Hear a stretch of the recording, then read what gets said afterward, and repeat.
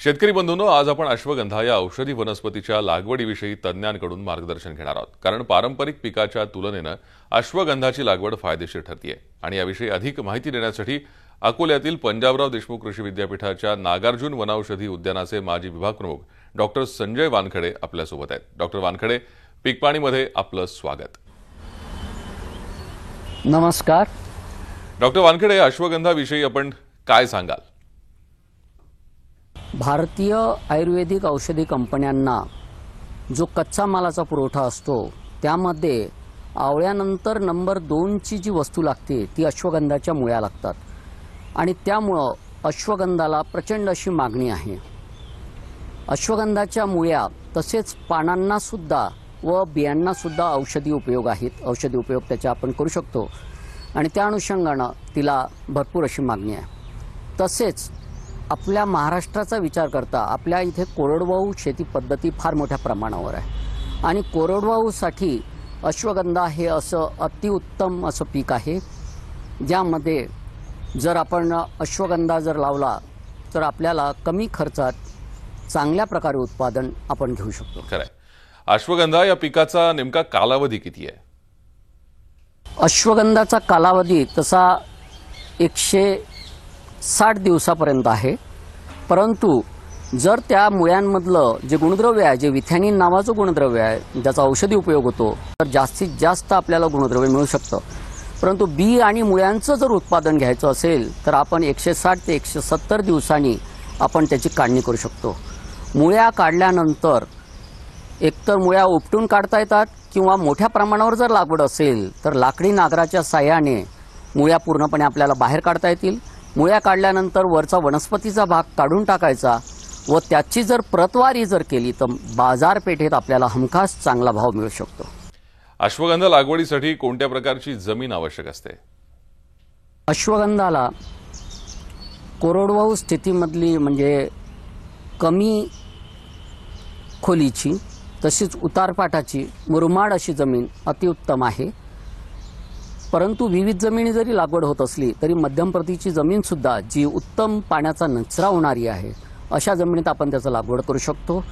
लागवड ही बियाद्वारे केल्या जाते आणि बी ही अतिशय बारीक असल्यामुळे पेरणी करताना समप्रमाणात बारीक वाळू सोबत घेऊन आपण पेरणी करायची असते। टिफणीने 2 ओळीमध्ये अंतर 30 सेंटीमीटर व रोपातील अंतर 3 ते 4 सेंटीमीटर पर्यंत येईल अशा प्रमाणात तीळ जसा आपण उन्हाळतो त्याप्रमाणे आपल्याला पेरणी करता येईल। खरंय। डॉक्टर वानखडे, अश्वगंधा पिकाचं व्यवस्थापन नेमकं कसं करावं? एक काळजी घेणं आवश्यक आहे अश्वगंधा पेरणी करताना की आपण बी जास्त खोलात पडता कामा नये। तसेच अश्वगंधा ही कोरडवाहू पद्धतीत येणारं पीक असल्यामुळे जास्त पाणी याला लागत नाही। वरच्या पाण्याच्या पावसावरच याला आपण पीक पूर्णपणे आपल्याला उत्पादन हाती येतं। त्याकरिता आपण समजतो की जुलै ऑगस्ट हे भर पावसाचे प्रदेश असतात। जास्त पावसाचा आपण वेळ कालावधी असतो आणि म्हणून अश्वगंधाची पेरणी ही आपण ऑगस्टच्या 3ऱ्या हप्त्यापासून तर सप्टेंबरच्या पहिल्या आठवड्यापर्यंत करू शकतो आणि त्या अनुषंगाने पेरणी केल्यानंतर जवळपास उगवणीला 60 ते 70% उगवणी असते आणि एकरी आपल्याला 4 किलो बियाणं लागतं। 4 किलो बियाणं पेरल्यानंतर 60 ते 70% उगवणी आहे आणि जरा 10 ते 12 दिवसानंतर उगवणी होते। त्यामुळे शेतकऱ्याने धीर सोडू नये।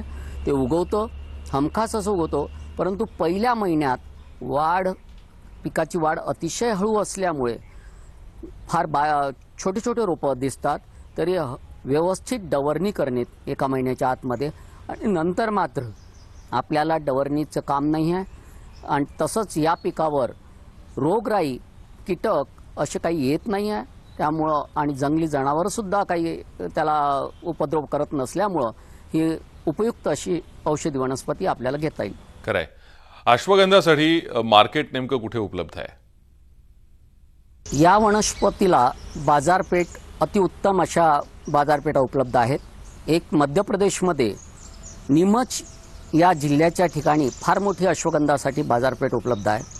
तसेच आपल्या महाराष्ट्रात सुद्धा मुंबई, नागपूर इथं सुद्धा काही व्यावसायिक अश्वगंधाच्या मुळ्या विकत घेतात. त्यामुळे याला भावही चांगला आहे. मागणी जास्त असल्यामुळं सद्यस्थितीत याला चांगला भाव मिळतो आहे.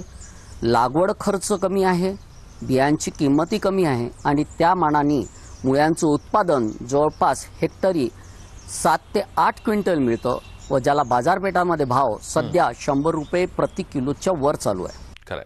धन्यवाद डॉक्टर वानखेडे. ही सविस्तर चर्चा आमच्याशी केलीत आणि शेतकरी बंधूंना मोलाचा सल्ला दिलात त्यासाठी.